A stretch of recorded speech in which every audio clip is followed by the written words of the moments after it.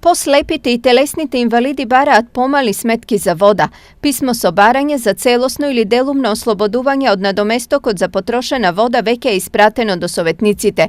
Во него покрај другото телесните инвалиди ги наведуваат и причините поради кои сметаат дека еднаков третман како и слепите лица заслужуваат и тие. Најсиромашната, да речем, категорија на лица со инвалидност, бидејќи тоа се лица, некои, например, се парализирани, некои без раце, без нозе, тие не можат дополнителен приход да имат затоа што не можат да...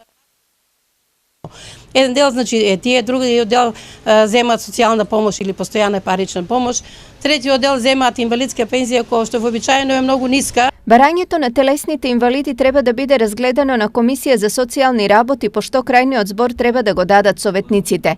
Претходно Советот донесе одлука потрошувачката за вода за слепите или лицата со оштетен вид да се субвенционира со 500 денари.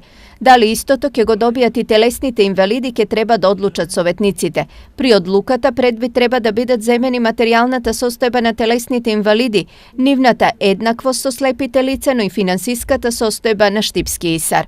Инаку во Штип има околу 550 лица со телесен инвалидитет групирани во 7 групи, и тоа параплегија, дистрофија, ампутации, церебрална парализа, мултиплекс склероза, детска парализа и други костозглобни заболувања.